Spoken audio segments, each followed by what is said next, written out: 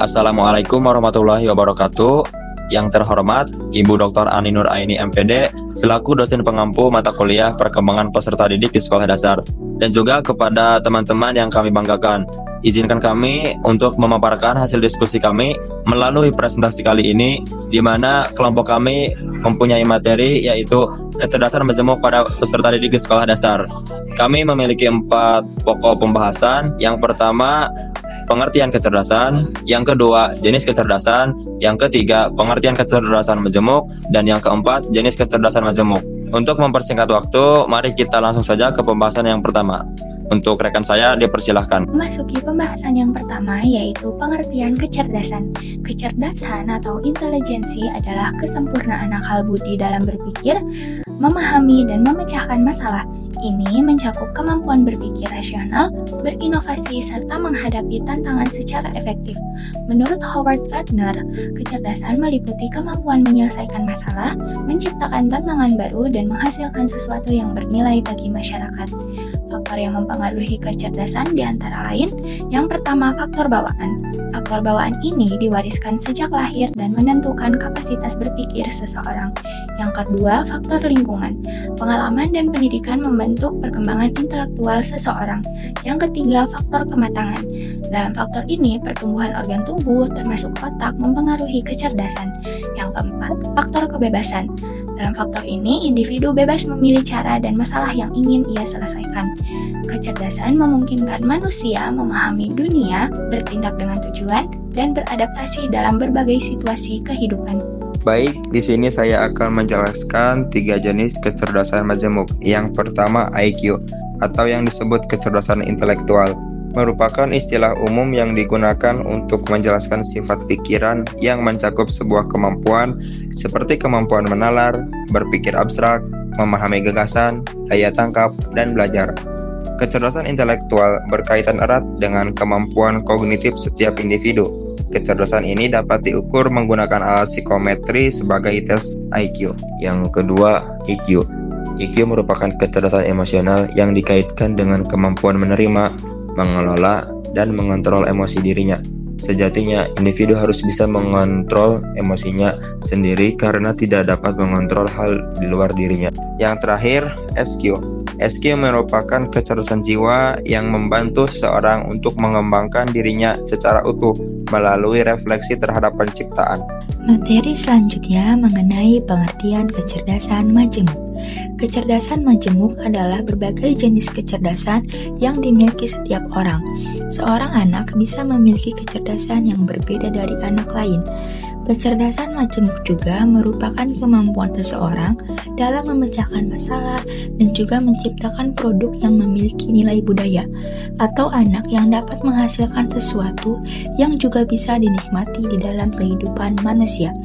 Pada umumnya, kecerdasan ini diartikan sebagai kemampuan seseorang dalam bertindak dan juga berperilaku sesuai dengan apa yang dihadapi. Dalam teori multiple intelligence yang diusulkan Gardner, semua orang memiliki jenis kecerdasan yang berbeda. Manusia yang bisa berarti siapa saja, kecuali yang cacat atau memiliki kelainan pada otak, sedikitnya memiliki 8-9 kecerdasan. Kecerdasan manusia pada saat ini tak hanya diukur dari kepandaiannya saja dalam menyelesaikan soal matematika atau menggunakan suatu bahasa, karena ada banyak kecerdasan lainnya yang diidentifikasi di dalam diri manusia tersebut. Memasuki pembahasan selanjutnya, yaitu jenis-jenis kecerdasan majemuk. Yang pertama ada kecerdasan bahasa atau linguistik. Kecerdasan linguistik adalah kemampuan mengolah kata secara efektif, baik lisan maupun tulisan. Hal ini mencakup kepekaan terhadap makna, ritme, dan intonasi kata serta kekuatan bahasa dalam menyampaikan informasi. Anak dengan kecerdasan ini unggul dalam membaca, menulis, berbicara, dan memahami kata-kata. Mereka mudah mengingat informasi verbal, senang berdebat, humor, serta pandai menjelaskan sesuatu. Guru dapat merangsang siswa dengan mendongeng, mengajarkan kosakata baru, mengajak siswa menulis cerita atau puisi, serta berbincang tentang pengalaman mereka. Yang kedua, kecerdasan visual dan spasial. Kecerdasan visual dan spasial adalah kemampuan untuk melihat dan mengamati dunia visual dan spasial secara akurat atau cermat. Visual artinya gambar, spasial yaitu hal-hal yang berkenaan dengan ruang atau tempat. Kecerdasan ini melibatkan kesadaran akan warna, garis, bentuk, ruang, ukuran, dan juga hubungan di antara elemen-elemen tersebut. Kecerdasan ini juga melibatkan kemampuan untuk melihat objek dari berbagai sudut pandang. Kecerdasan visual spasial merupakan kecerdasan para arsitek, fotografer, artis, pilot, dan insinyur mesin. Kecerdasan musikal adalah kecerdasan yang tidak terbatas hanya pada seseorang yang dapat memainkan alat musik. Lebih daripada itu, orang yang mempunyai kecerdasan musikal dapat membuat dan memahami melodi, irama, vibrasi, suara, dan ketukan menjadi sebuah musik. Kecerdasan ini bisa dikembangkan dengan sering mendengarkan musik, mencoba alat musik, hingga jika perlu mengikuti les musik. Kecerdasan logika matematika yaitu kecerdasan yang berkaitan dengan kemampuan menganalisis dan mengolah angka untuk menemukan berbagai pola. Orang dengan kecerdasan ini mampu melakukan perhitungan matematis sehingga menghasilkan pemecahan masalah yang logis. Kecerdasan interpersonal. Kemampuan ini merupakan skill dalam berinteraksi bersama lingkungannya atau masyarakat. Individu yang kecerdasan interpersonalnya baik memiliki ciri senang bersosialisasi dengan orang, mempunyai banyak teman, dan senang bekerja sama. Selain itu, ciri lainnya peka dengan perasaan dan kondisi orang di sekitarnya. Alangkah baiknya, kecerdasan ini dilatih sejak kecil seperti mengajak pada pertemuan sosial pada anak agar terbiasa saat dewasa nanti. Yang keenam, kecerdasan intrapersonal. Kecerdasan intrapersonal adalah kemampuan yang berhubungan dengan kesadaran dan pengetahuan tentang diri sendiri, dapat memahami kekuatan dan kelemahan diri sendiri, mampu memotivasi dirinya sendiri, dan melakukan disiplin diri. Orang yang memiliki kecerdasan ini sangat menghargai nilai atau aturan-aturan, etika atau sopan santun, dan moral.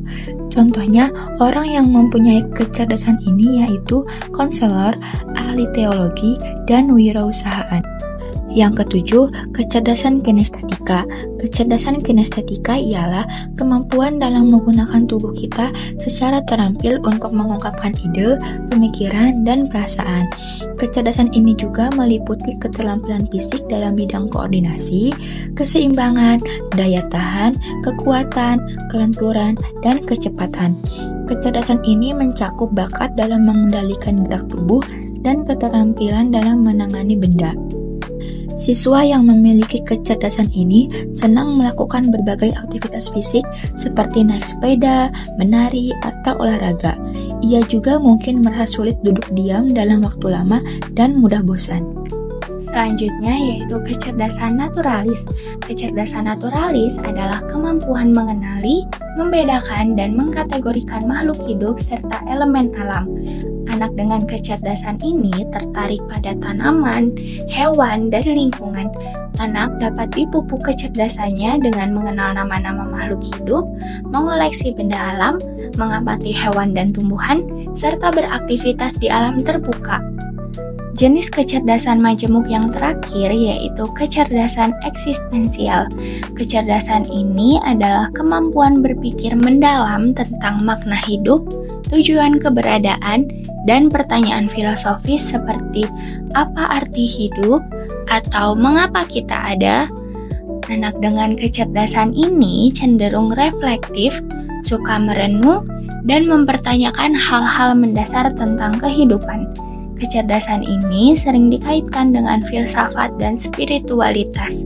Untuk mengembangkannya, anak dapat diajak berdiskusi tentang makna hidup, membaca buku filsafat sederhana, serta diajarkan untuk berpikir kritis dan reflektif. Terima kasih telah menyaksikan presentasi dari kami. Semoga bermanfaat untuk kita semuanya.